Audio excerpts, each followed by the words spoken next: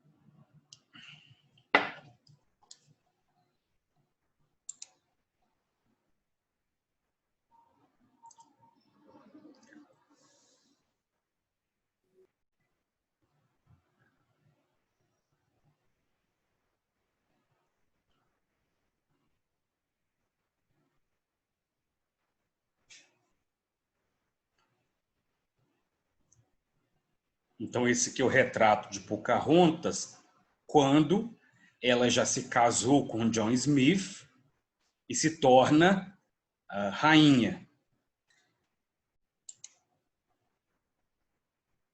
Porque ele se torna o rei da tribo e ela se torna a rainha. Ele passa a ser visto, então, como o grande indígena. Só que ele é homem branco. Ele não vai querer ficar na tribo. Então, os dois vão embora para a Inglaterra e Pocahontas se torna uma cidadã inglesa. Ela era muito bonita para a época, então ela causa ela faz muito sucesso na Inglaterra, porque além de bonita, ela tem o exotismo, né, do que eles viam no indígena. Então ela se torna uma grande dama da sociedade e passa a viver. Tudo isso acontece no século XVI, que é o mesmo contexto em que os europeus chegaram ao Brasil também. Claro, nos Estados Unidos, eles tiveram uma missão diferente, que é de habitação e aqui de exploração. Eles, então, tomam conta daquele estado, do que seria hoje o estado da Virgínia. E por que esse estado da Virgínia tem esse nome, Virgínia? Vocês sabem? Não? Em homenagem à rainha Elizabeth, que era a rainha da Inglaterra naquela época. Por que Virgínia? Porque a rainha Elizabeth ficou virgem. Ela não teve homem. Então, ela era conhecida como a Rainha Virgem. Daí o nome Virgínia, em homenagem a ela. E até hoje tem esse nome. Isso lá no século XVI.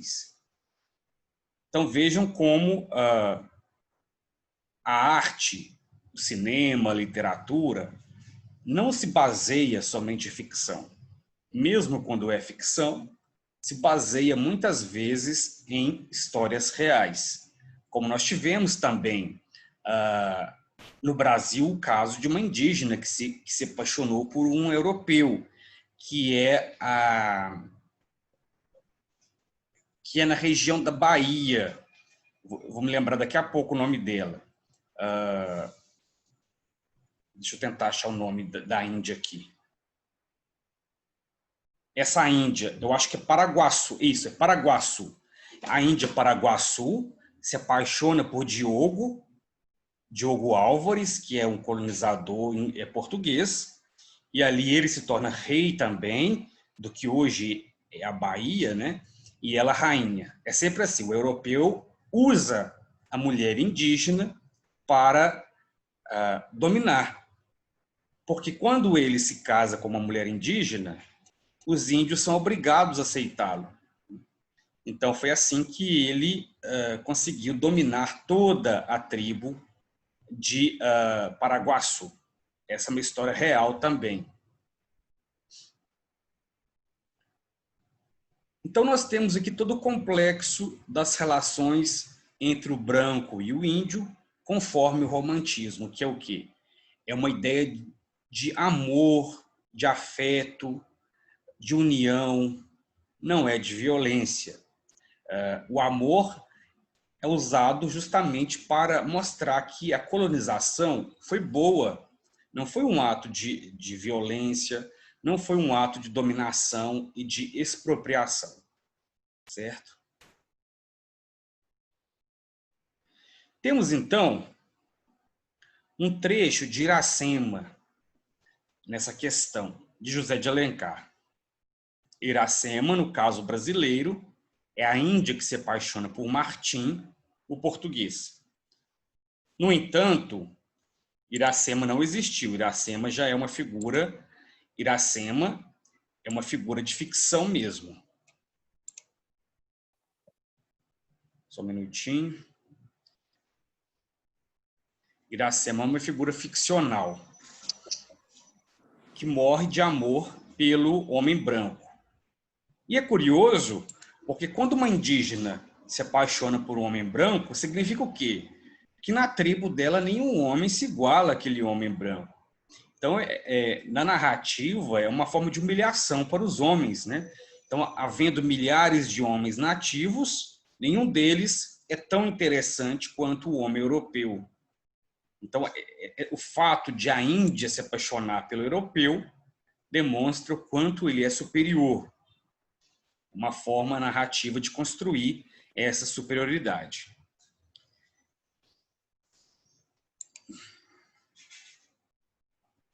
Então, vejamos aqui, nessa questão, que traz um trecho de Iracema, esse romance de José de Alencar. Rumor suspeito quebra a doce harmonia da sesta. Ergue a virgem os olhos, que o sol não deslumbra, sua vista perturba-se. Diante dela, e todo a contemplá-la, está um guerreiro estranho, se é guerreiro e não algum mau espírito da floresta. Então, aqui é a passagem em que Iracema vê o homem branco, muito parecido com Pocahontas. Tem nas faces o branco das areias que bordam o mar. Nos olhos, o azul triste das águas profundas. Ignotas armas e tecidos ignotos cobrem-lhe o corpo. Então, é um homem branco, de olhos azuis, com um olhar triste, para mostrar que ele não é uma pessoa má, né? Foi rápido, como olhar, o gesto de Iracema. A flecha embebida no arco partiu. Gotas de sangue borbulham na face do desconhecido. Vejam, então, que a violência sempre parte do indígena. Aqui é a Iracema que atacou o homem branco, achando que ele era mau.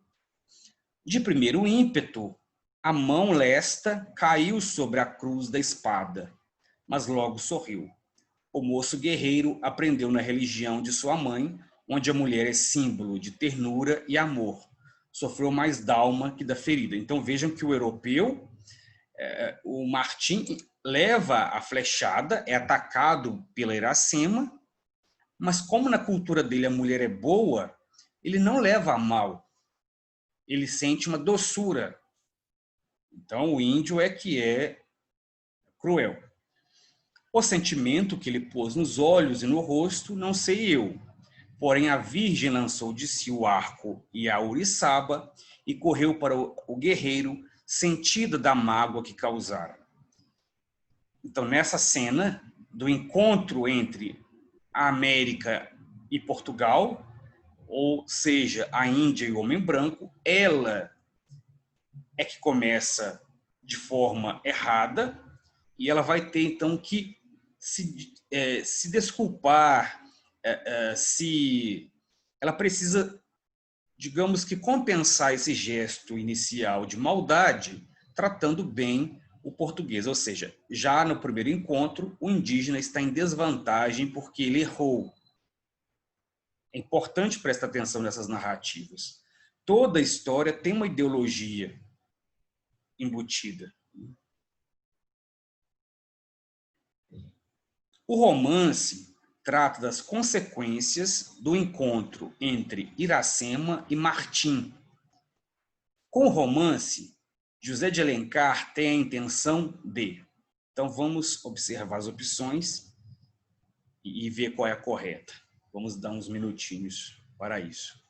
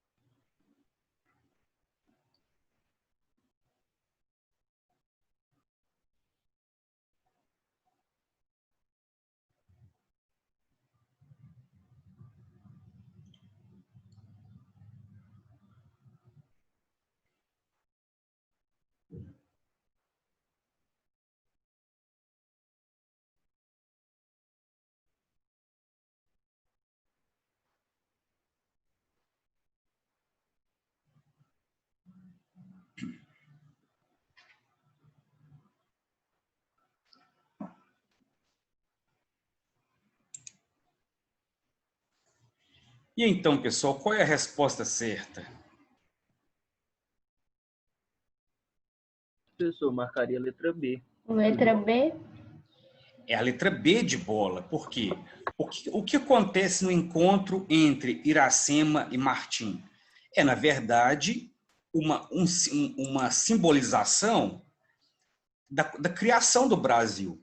Porque o Brasil, no romantismo, é criado a partir do europeu e do branco, aliás, e do indígena. Porque o romantismo não abarca a figura do negro. Eu expliquei isso. Por que o negro não é representado no romantismo? Alguém se lembra? Porque não pode haver a figura do negro no romantismo. Tinha a ver com aquele bagulho de o fato de estar tendo escravidão, sei lá, ia Isso, de frente com o renascentismo. isso. Vejamos que naquele contexto do século XIX, o mundo era muito influenciado pelo iluminismo e pelas revoluções dos Estados Unidos, aliás, pela independência dos Estados Unidos e pela Revolução Francesa, que é uma revolução que trazia à tona a ideia de liberdade e de igualdade e democracia. E o Brasil embarcou nessa ideologia. Como pode, então, um país livre, democrático, que preza a igualdade, ter uma pessoa com outra escravizada, né? Então, as narrativas tinham que esconder a figura do negro. Então, quando no romantismo aparecia o negro, é porque não é uma opção correta, é porque não aparece. Então, é a letra B, que é inventar um mito fundador para o Brasil. E veja que nós criamos mitos fundadores o tempo todo. Por que a gente cria mitos fundadores? Porque nós precisamos explicar a origem do Brasil. E a origem do nosso povo é uma origem complicada de explicar, porque é uma origem marcada por muita violência, por estupros, por assassinatos, chacinas, genocídios, quer dizer. E essas narrativas não podem aparecer, essas questões não podem aparecer nas narrativas fundadoras. Por quê? Porque uma narrativa fundadora é aquela narrativa a partir da qual você tem orgulho do seu país. Então imagina se o nosso hino nacional, em vez de dizer que os nossos bosques são lindos, maravilhosos, flores, frutas, tudo perfeito, do gigante, falasse: nosso povo é sofrido muita crueldade, muita fome, muita miséria, muitos índios mortos, muitos africanos escravizados. Oh, que país injusto! Nós não teríamos um orgulho, né? Porque o nacional, o patriotismo vem de um orgulho. Para isso que serve um hino, para você sentir orgulho do seu país. Claro que esses hinos são completamente deturpados, né? Porque eles não representam a realidade. Cada hino representa o seu país como sendo o melhor lugar do mundo. Esses hinos fazem parte dessa tentativa, tanto que eles surgem exatamente no século XIX, a tentativa de mostrar um país perfeito. E o mito fundador, então, é de que o encontro entre o índio e o homem europeu foi muito pacífico. E o amor entre Iracema e Martim representa isso. Por isso que eu digo que no Enem o romantismo é muito importante. Tanto o romantismo quanto o modernismo, porque são os momentos em que a ideia de Brasil é muito presente. E como nós somos um povo conhecido como jovem, o nosso país é conhecido como um país jovem, nós ainda temos muitas dúvidas sobre o que é o Brasil. Há muitas perguntas, né? Músicas que falam: Brasil, mostra sua cara, meu Brasil. Enfim, a ideia de que nós estamos em construção. Enquanto a Europa, os países europeus já têm uma tradição muito antiga e eles não têm essas preocupações. Essas preocupações são típicas de países que foram colonizados. Porque, ao mesmo tempo, nós queremos ter uma cultura nossa, original, mas nós trazemos desde sempre a cultura dos europeus. Isso é uma dificuldade para nós nos entendermos, né? Sempre teremos que ter a Europa como referência. Daí, os movimentos literários todos começam na Europa, depois são trazidos para cá. A música a gente traz da Europa. Claro que nós temos as nossas culturas locais, mas a gente não as valoriza tanto quanto valoriza a cultura europeia, que é considerada civilizada, digamos assim.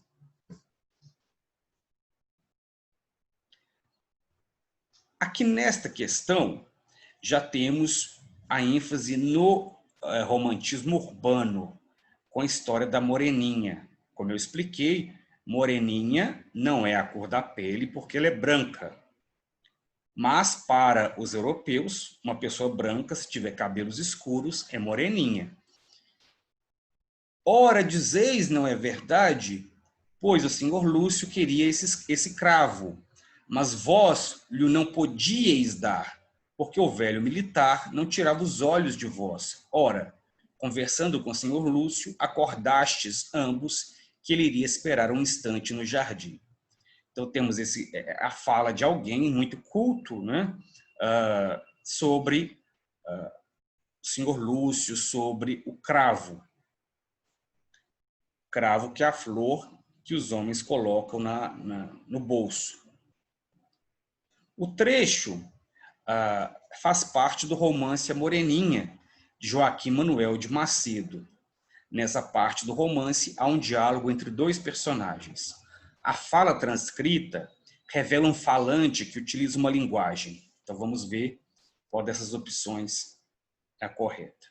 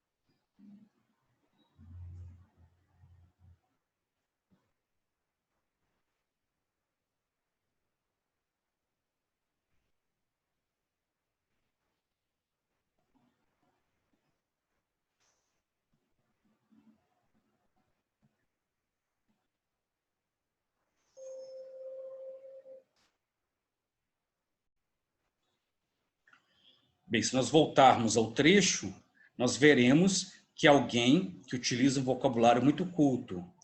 Dizeis, vós lho podieis, e vós novamente acordastes. Então, os verbos estão usados na forma mais culta. Então, evidentemente, a pessoa que está a falar não usa uma linguagem informal, não usa uma linguagem regional, não usa uma linguagem técnica, porque a linguagem técnica tem a ver com profissão, mas usa sim a linguagem culta, porque tem o domínio da norma padrão. Essa então é a resposta certa, que exige um conhecimento básico de variações linguísticas, que nós também já estudamos. Então aqui temos um trecho longo de A Moreninha. Essa é uma passagem na qual nós temos a caracterização de Moreninha como sendo uma moça muito atraente, mais atraente do que as mulheres que não eram tão bonitas quanto ela. E por que ela era mais bonita? Vejamos aqui. Na verdade, peço desculpa, esse exercício aqui eu já passei. Me confundi aqui, só um minutinho.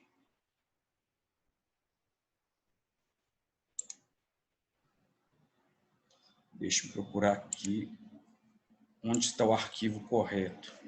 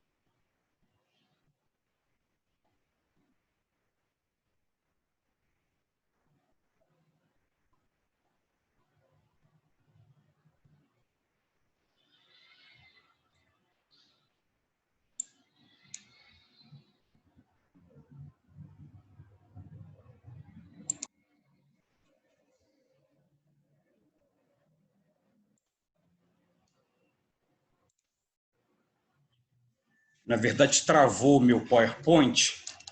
Quando eu coloco 2, um trava. Então, vamos fazer essa de novo. Não consegui abrir o outro PowerPoint. É bom que a gente pratica a leitura. Então, vou dar um prazinho para lermos.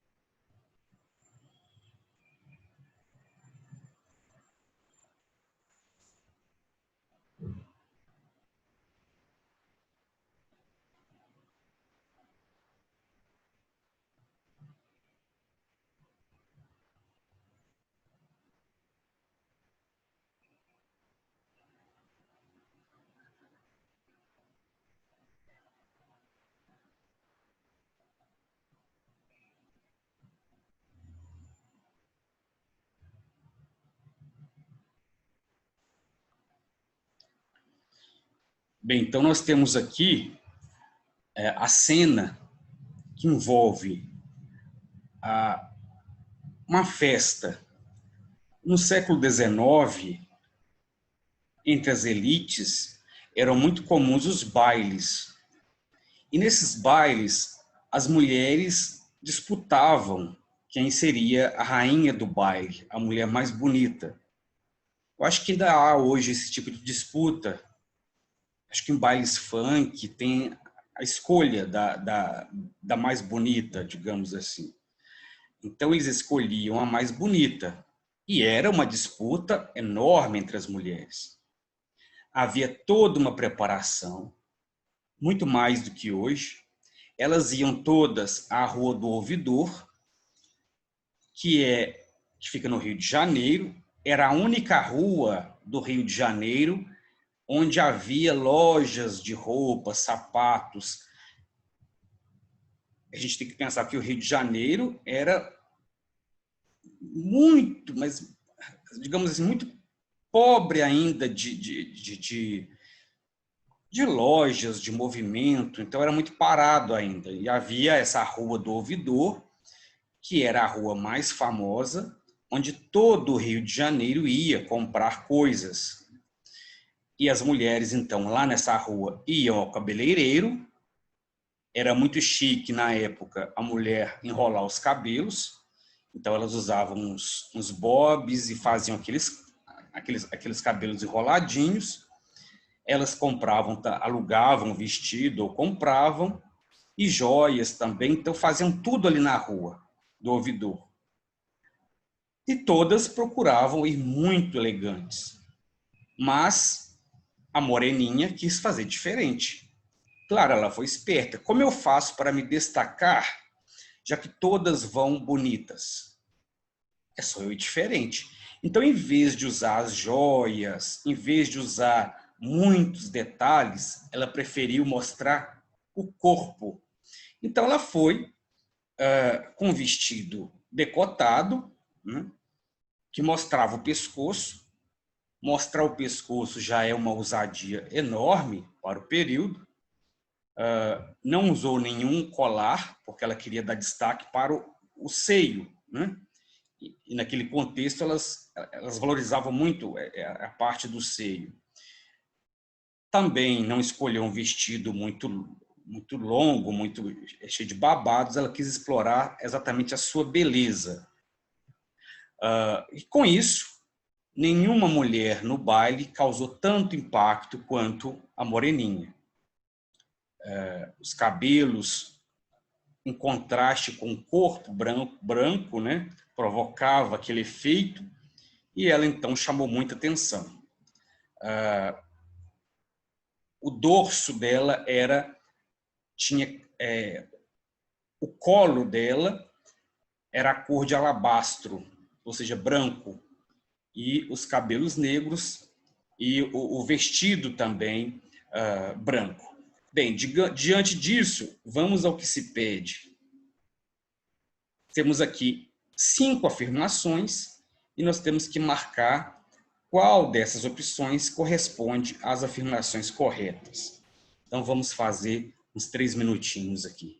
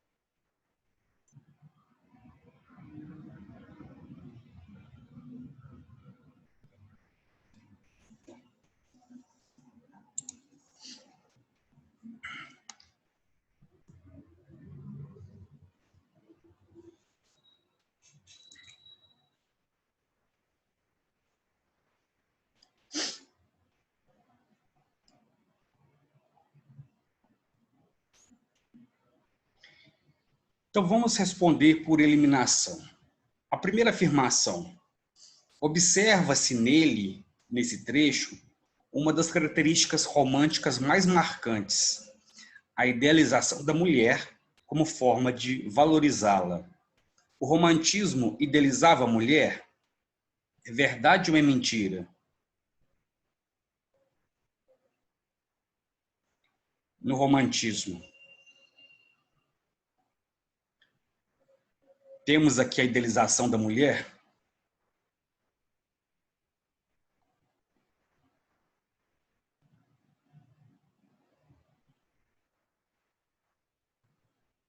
É claro que temos. A primeira opção está correta. A segunda, como o público consumidor de folhetins era basicamente o feminino, os escritores procuravam descrever o vestuário das heroínas dos romances. Isso também é verdade, porque quem lia os romances eram exatamente as mulheres. Os homens liam a parte de economia, de política. Então, eles presumiam que as mulheres não se interessavam por esses assuntos e somente por romance. E, claro, se o romance era para as mulheres, os assuntos tratados eram assuntos, entre aspas, de mulher. Moda, cabelo, roupa. Era assim que eles imaginavam. Então, é verdade. 3. Os ambientes dos romances urbanos eram, em maioria, burgueses, pois a descrição de espaços miseráveis não atrairia público para os folhetins. Isso também é verdade. Até hoje isso prevalece. É muito curioso, porque nós vivemos em um país em que a maioria da população é pobre, embora não seja um país pobre, mas a riqueza não é repartida de forma igualitária. E essas pessoas pobres são as que mais assistem novelas, por exemplo. E o que a gente gosta de ver na novela? Aquelas casas chiques, maravilhosas, com piscina. A gente olha aquilo e fica pensando, que vontade de estar ali. Então a novela, assim como o romance fazia, trabalha muito com os nossos desejos, as nossas vontades de ser o que nós não somos. Então, não teria uma novela que mostrasse uma favela, a vida na favela, não teria sucesso. Nós queremos ver uma ostentação, uma forma até de escape para a pobreza em que vivemos. Então, essa opção 3 está correta. 4. Dona Carolina, chamada de Moreninha, para sobressair na festa, opta pela simplicidade, conseguindo com esse artifício o destaque que desejara. Realmente ela opta pela simplicidade, porque também se a mulher se enche muito de joias, muito de diamantes, de pulseiras, de muitos balangandãs, ela acaba chamando atenção exatamente para esses detalhes, não para ela. Ela queria que o corpo dela fosse o centro das atenções. Com isso, ela conseguiu. 5. O colo de alabastro revela que a moreninha era branca, pois alabastro é uma pedra de cor clara. Sendo assim, seu apelido se justifica no sentido europeu, de ser branca com cabelos negros. Isso também é verdade, como eu disse, moreninha é só o nome, porque ela não tem a pele morena. Isso significa que todas as opções estão corretas. A letra E, então, é a alternativa a ser marcada. Bem, pessoal, com isso terminamos o estudo sobre o romantismo, o estudo revisional. Não é um movimento literário difícil, basta entender essas questões como a valorização da mulher, a valorização da natureza, do indígena, a relação de amor entre o indígena e o europeu, para mostrar que o Brasil foi fundado a partir do afeto e não da violência. Temos também uma linguagem poética, muito descritiva. Temos o romance urbano, temos o romance regionalista e temos o romance indigenista. São 3 tipos de romances românticos diferentes. O indigenista, aliás, o indianista trata dos indígenas, o urbano trata da vida nesse Brasil que começa a se tornar menos rural, e temos o romance regionalista que mostra os rincões do país, as regiões mais distantes. Então, essas características marcam o nosso romantismo, que dura entre as primeiras décadas